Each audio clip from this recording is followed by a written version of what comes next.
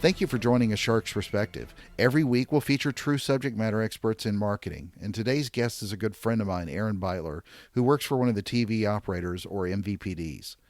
We'll discuss the subject matter that is near and dear to me, addressable TV. Aaron brings a wealth of experience from a publisher's point of view that is truly invaluable. You know, U.S. addressable TV expenditures grew by a little over 65% in 2017, with spend at about $1.25 billion. In 2018, it will grow by nearly 80% to $2.25 billion and then $3 billion in 2019. What's even more amazing, despite all that growth, is that it's still only about 4% of the total dollars spent on TV ad buys today. So let's dive into the deep end with Aaron on A Shark's Perspective.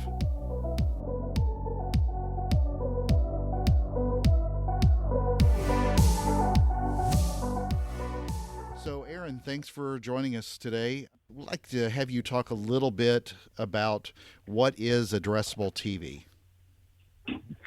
Well, thank you, Kenneth. It's a pleasure speaking with you. So addressable TV, in my eyes, is basically the ability to target specific or individual households or individuals within a household while you're watching television. Simple as that. It's 30-second or 60-second commercials, fired right to the set-top box for something you're in the market for. It's irrelevant advertising, so served via your TV. And you and I worked on quite a few campaigns together over the years. Let's talk a little bit about what the advantages are from that kind of targeting. I mean, you know, you hear so much in TV about cord cutters, about people leaving, but I mean, you still see about a third of the ad spend, a little bit more, being spent on TV. And the capabilities, especially within addressable TV, I would think would make that kind of targeting that much more powerful. Kind of explain some of the advantages, if you will, that exist within addressable TV. Well, great question, Kenneth. So, I mean, one of the main advantages that I see is this closed loop measurement, but we can get to that in a moment. You know, I think what's often oversighted is what we're really serving messages to. So if you just think of this, auto categories, there aren't 100 million households in the market for a Porsche. There's only 1 million households in the market for Porsche, or whatever the numbers are. So when Porsche is buying nationally through their partners, through other MVPD partners, all of these ads are just wasted. Now you're getting some branding on those, but addressable advertising reduces all of that waste, and you're only serving messages to those specific individuals who are in market to do something, or maybe on the fence about doing something. And these targeted advertisements are exactly what these subscribers need to make them purchase that product. And then I mentioned that closed loop analysis. So in the addressable TV space, what we have is the ability to tie households that are seeing the ads and how many times and on what network and what part, and did they actually go and make a purchase, or did they visit a store, or did they browse online? And you can't do that you can't do that with traditional television, just buying from your networks and your cable providers.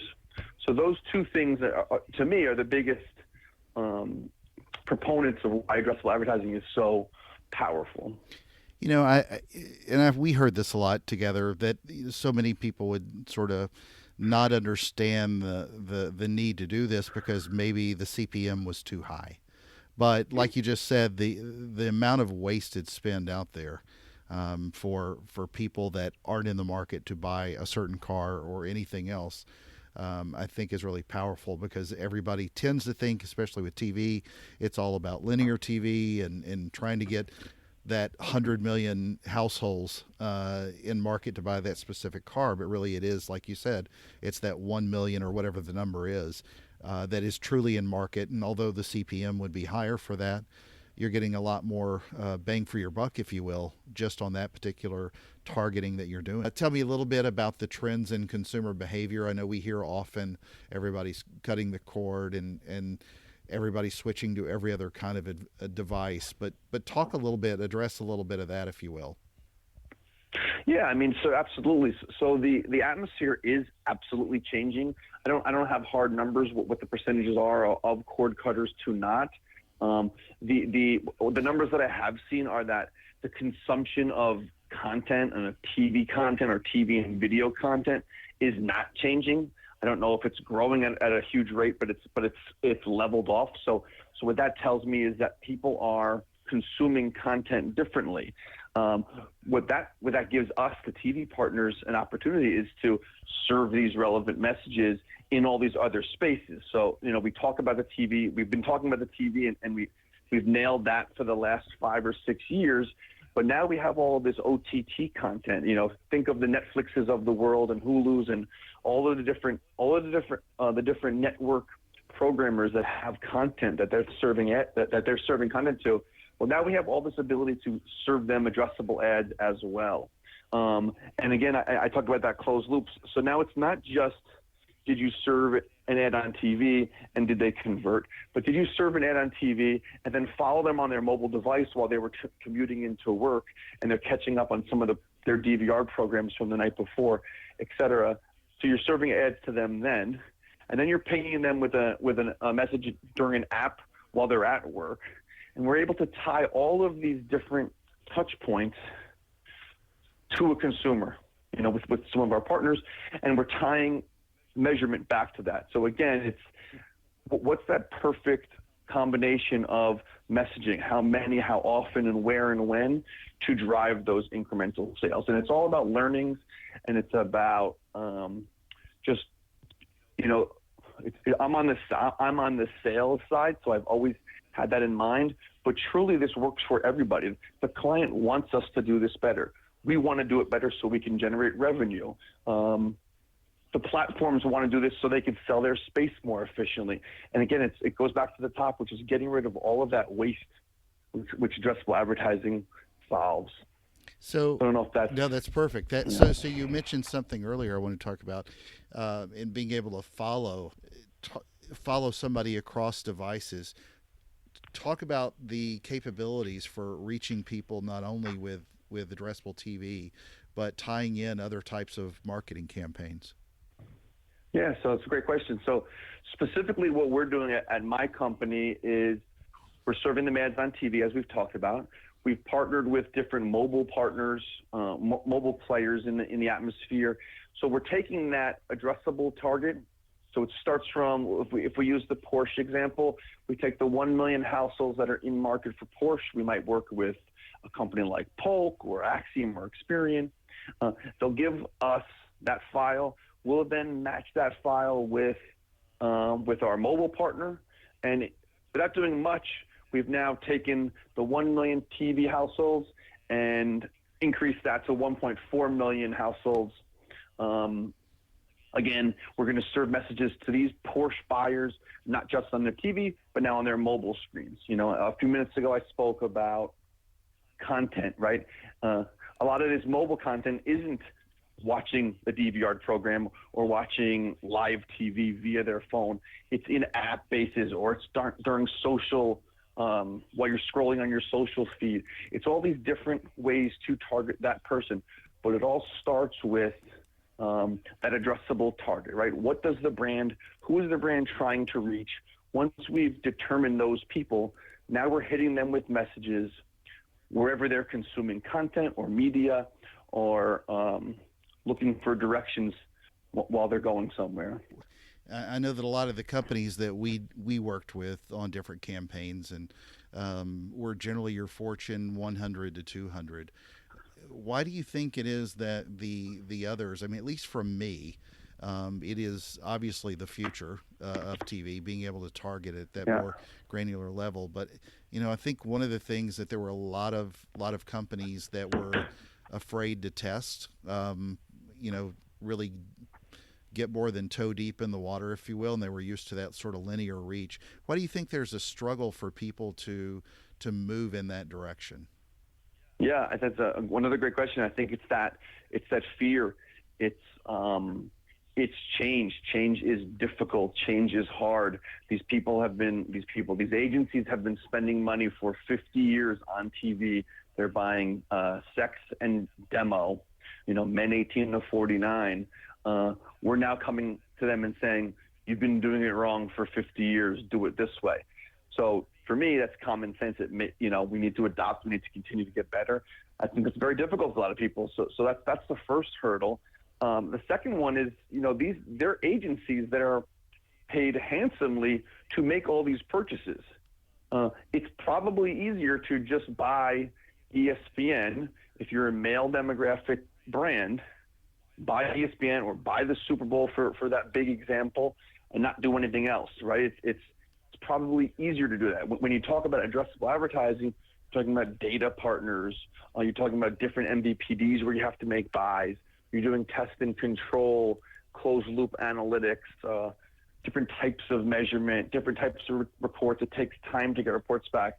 I'm telling you all the reasons why it's difficult. Those are the same reasons why it's better and people should be doing it. But I think that fear of drastically changing something you've been doing forever, for either fear of admitting that you've been doing it wrong or it's just too scary to change, to me is probably the biggest reason why. We've shown numbers over the 5 or 6 years that I think 80-something% of brands that do a closed loop study on addressable advertising come back that next quarter or the following year, because it's proving that it works. They're getting return on investment. They're getting learnings. They're making adjustments. They're optimizing schedules versus just, my phone rang this year. We had a decent year. We'll do the same schedule next year without any data behind it.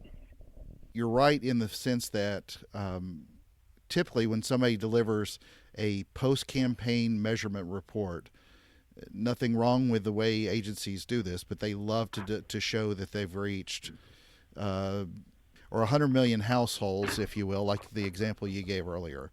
But if your market truly is only that 1 million that can or likely will buy, it makes a lot more sense, and it's hard for people to wrap their mind around zero waste, and you only are hitting that 1 or 2 million or whatever the number is for that particular kind of car. And that was what I saw was always the toughest struggle. But the big boys, that had the money to test these kind of things out, your Fortune 1 and 200 that were doing this, really had it down to a science to where they were hitting the people that they needed to hit, and they were getting an ROI that proved it out over a typical linear buy. So, yeah, and just to add to that, exactly, I think the people, the brands, and the agencies that are getting the most out of these are the clients that are, I hate to use the expression, but that are always on. They're doing a deal in first quarter. They're doing a deal in second quarter before they even know the results. They get the results for the first quarter campaign, the end of second quarter. They're making tweaks, so now their third quarter campaign can learn and be improved from the learnings from that first campaign. And it's a continuous cycle. There's some sales guys that just get it, where they it's not just about that 15% lift. I mean, that's what everybody's shooting for. That's myself included. We want to prove out that your target beat your control. Households that saw your message are performing better than households that didn't see your message. I mean, those are the obvious learnings, but it's everything else. It's frequency, it's networks, it's what's that sweet spot, or what in the target's working, what in the target is not working. What can we do differently moving forward? What should we do? What should we not do again? That's really one of the most powerful pieces of addressable advertising, and I think only some brands are fully taking advantage of that. The majority of new business, they come in, they have these great big goals, and they just want to see one number. If this beat that, and if it does, it's a success, and if it doesn't, addressable advertising is a failure. And I think they're shooting themselves in the foot by thinking that way. And we do, again, we have those brands, and it's tough to change everybody. What else I'll say is, addressable advertising is not for everyone. There are some clients that it doesn't make sense. There is not a specific niche brand. Everybody is in the market for health insurance, to give you an example. There's also some brands that don't care whether you're in the market or not. Think of Bud Light, Budweiser. They just want to make sure everybody knows their name and they're talking, so they're getting all this branding. So those are two good examples of people that don't need to do addressable advertising. Now, I'll give you a list of reasons why they still should, just to test different creative and test different segments of the market. But it's not for everyone, Absolutely. Well, and it's I think the thing that everybody struggles with, and there's a mix, because in a sense it is a shift from traditional TV to more of a digital TV, if you will. And until Yep. people really figure out how to make that shift over and really understand targeting, it's not for everybody. And like you said, some brands just need the reach. I think one other struggle that we probably saw plenty of time, I know you and I have spoken about this before, is that the reporting, the ROI, can be defined at so much more granular level with an addressable TV campaign. The problem with that is that a lot of that measurement needs to come after the campaign. And so if you're talking about anywhere from a 6-week to 12-week campaign, the measurement may not be in depth until 2 weeks to 4 weeks after that. So you're talking about measuring something much farther out, but you get much better learnings than just your typical here's how many times it was on air and it reached this many people. You nailed it. It's no longer GRPs. Exactly. It's transactions. I mean, I'll even make it worse. So some clients in the pharma space, it's a 9 or 12 month attribution period, right? So we need to do a better job of making sure all parties understand that you're not going to get results back in 3 months or 6 months, that this is a journey that we want to take you, that, we want to go with you guys together on. And if once everybody adopts, like, this will be the future, I truly believe that all or very close to all advertising will be addressable in the future. I don't know if that's in 5 years or 10 years or past that, but it only makes sense to be serving relevant advertising. If I do not own a cat, I do not need to ever see a cat food ad. It just doesn't make any sense. It's I'm sort of paraphrasing, but it's sort of as simple as that, in my opinion. Well, and we're not even going to address whether or not you hate cats. So not on this call. Not yeah. So talk a little bit about what the future of TV is, and in particular where you sort of see TV, the landscape, where it's going with addressable.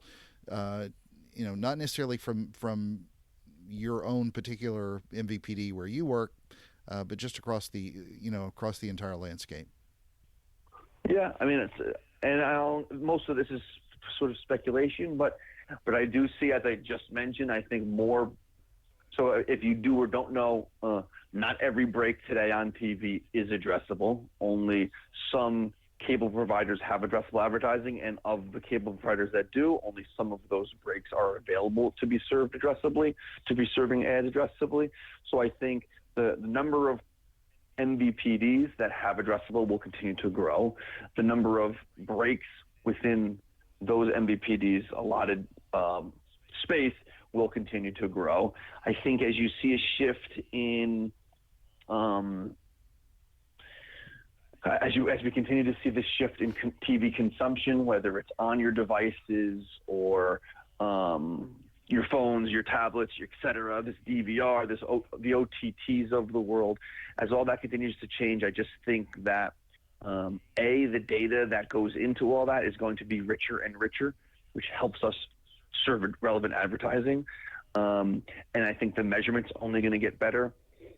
I just think that it's not going away. I think we all need to do a better job of telling stories.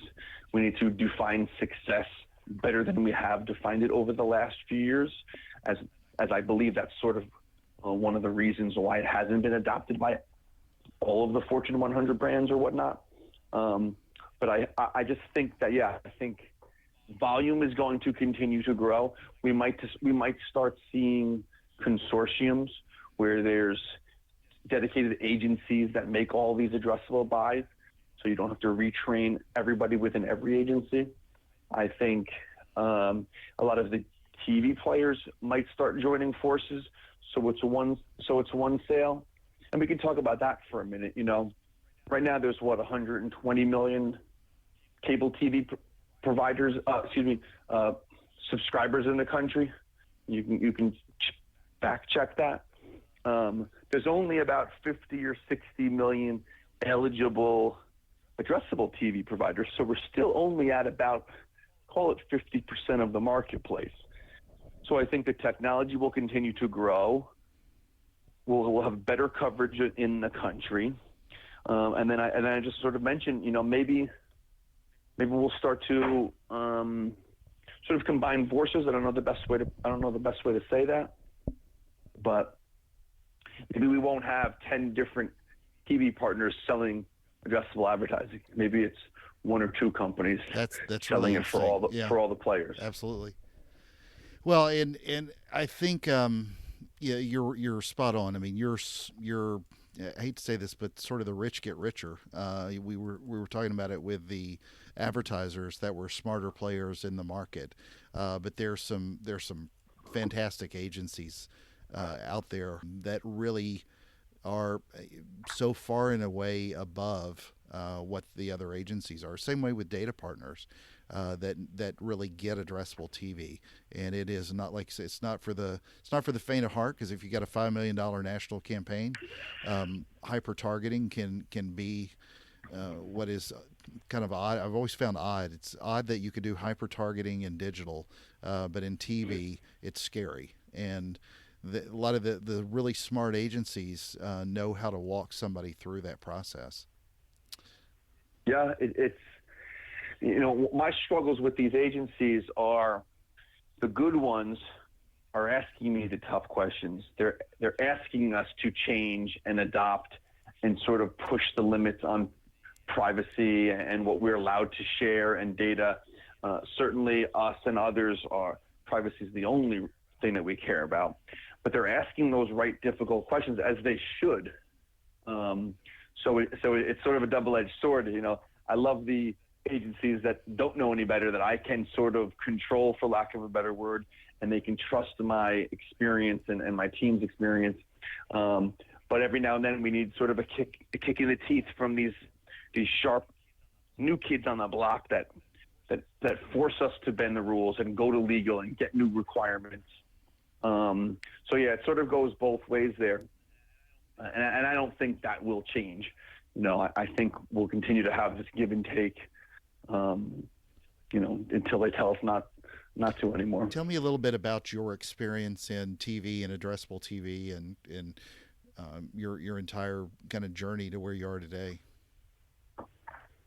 Great. So thanks, Kenneth. So yeah, I've been in the TV business for about 13 or 14 years. The first 10 of those was on the sales side. Was on the sell side with a big MVPD. Everything from my career specifically was in sales. Moved over to data and analytics for the last 3 or 4 years of that 10-year run. Then I did about a year and a half at a data vendor where we supported the TV industry. And then for the last year and a half, I've been back at an MVPD running the business analytics group, which supports everything from addressable advertising in the TV and non-TV space. So let's talk about how, if somebody is interested in doing an addressable TV campaign, and they're not certain where to go, whether it's an agency or advertiser, what are the steps that they take? I mean, we go through a conversation like this. I've worked on hundreds of campaigns. There are a lot of people, though. There's a lot of huge brands out there that haven't done one. How does an agency take the next step in moving towards doing an addressable campaign? I mean, it's good if once they do it, I'm a firm believer that it's going to be part of their mix. If not, we saw some advertisers where that was every campaign they did. But how do you just move to that first one or two to start down the process? Yeah, I mean, the easy answer is what we call just kickoff calls. I'm certain that our sales guys, as well as all the other sales guys in the space, have been to every big brand that hasn't done addressable advertising yet. So I'm assuming that's taken place. If that hasn't taken place, then shame on all of us. But the first thing we do is really it's either meet with agencies, it's meet with clients, brand specific, and we determine what your goals are. If your goals are just to increase your subscriber or your sales numbers or whatnot, well, that's the strategy we need to know so we can work with a data vendor or internal data, and we can determine what your best target is, how we're going to serve ads to them, what the frequency, what the month and the schedule would be like, and then what we're going to deliver and when, to prove out that what we're doing is working. So it's a simple kickoff call. I'm oversimplifying it, but it really is. It's just outlining what the goals of the campaign are. I've been in too many post-campaign meetings where we're delivering results to a client who has done addressable advertising, and everybody on the phone is like, wait a second, our goal wasn't to do this. Why are we measuring this? And all of that gets solved by having these kickoff calls, getting everybody comfortable with what the goals are. Other ways that this has worked in the past, a lot of these big brands, their data lives at these third-party vendors, the Acxiom and Experience of the world. Well, these guys also have sales teams, and they're also working with that data to serve messages, not just in the TV space, but across the whole digital landscape. So these guys will often come to us at the TV partners and say, hey, I have a big brand X, Y, and Z. They want to do TV. Can we get a call going? And myself, a sales guy, whatnot, we'll all jump on the horn and we'll do sort of what I just explained. Sometimes it's informal, where it's just what's addressable advertising, and we have to explain them soup to nuts, a 101. Other times it's, nope, let's get in the weeds. What are you trying to do? And then we'll work towards doing that. So there's a couple different angles it can take. Again, generally it's the TV partners, sales guys on the street building to that kickoff call. Other times it's coming from other angles. So tell me why addressable TV should be part of a marketing mix. How do you see it sort of complementing, traditional TV campaigns? Does somebody need to break all their TV spend towards addressable if they're going to go that way? Do they need to have it as a separate campaign? Is it something that they should do differently? Kind of give me some insight into that. Yeah, no, that's the best question of the night. I say that because there is no answer. In my opinion, how the first 5-6 years of addressable, how the first 5 or 6 years of addressable went, how it was measured, how it was proven successful or not. You needed to not be in market everywhere else, and that wasn't the case. So addressable sort of been fighting against the odds because you're running linear schedules underneath, you're running direct mail campaigns, and you have signage outdoors, and you have social media going. So what this control group that addressable advertising holds out, it's not a control group anymore. They're seeing just as many ads as everyone else. The only difference is the 3 or 5 addressable ads that were shown. So then to define success just based on addressable campaign versus not, totally unfair. So I would say the old way of thinking, you needed to not be in market anywhere else, and that's not really realistic. And I don't think any of the addressable sales guys are really on the street saying, stop spending money everywhere else. So we've changed that. Each campaign is different, but we've changed that rhetoric to let addressable complement your linear schedules, et cetera. And I believe in that as well. Right? Everybody needs to see the ad, but let's just hammer home the people who are close to making a purchasing decision with relevant advertising. So that works as well. The success metrics are a little different. To prove that that's working is a little bit different. but I think it's more in line with they should complement each other than they should just be, let's go dark for the entire year, only do the addressable advertising campaigns. Again, there's value in me seeing Mercedes-Benz ads, regardless if I'm ever going to make a purchase or not. Just don't then define the success of the campaign whether I bought the car or not, right? So again, that goes back to educating the agency, making sure the client's goals and the CEO's goals of the year and of this campaign are the same as it trickles down to how the agency looks at this. Because oftentimes we're seeing different sort of success metrics throughout that channel, and sadly, sometimes my team's holding the bag. I don't know the right expression there, but I think you understand Absolutely. what I'm saying. So, and we talked about this a little bit earlier about how a lot of TV spend was wasted. I sort of think of that old phrase, garbage in, garbage out. But really where you start getting the true definition, and this is the part that I love about addressable TV the most, is being that we both worked for a data-driven attribution company before. Attribution is the key with addressable TV. Talk about a little bit of the kind of reporting and analytics that can come from an addressable TV campaign that differ from a typical linear, or sort of a programmatic type buy. Yeah. So simple answer is right. So for a linear or programmatic buy, you're getting how many ads did I run, either in general or maybe to a specific target, what their reach, what their frequency was, what networks, what day parts, sort of what we would call just a post-campaign delivery report. Like, what happened, right? Who saw your ad? How many ads did I serve? In the addressable space, we do that as everybody wants to see that. But what we also provide is this, what you mentioned as a closed loop analysis report. So we're looking at a target group, right? The people in market for that Porsche, their reach and frequency, a control group who does not see any ads. We look at the differences in buy rates. So how many people actually purchased that Porsche within the target group and within the control group. There's our first comparison of how effective the advertising is. We're looking at different frequency analysis. So what's that sweet spot of seeing a message to making a purchase, or where does it fall off where we don't need to serve messages anymore? They've seen 25 Geico commercials this month. They don't need to see anymore. It's not making sense anymore. So those are like a frequency analysis, standard closed loop.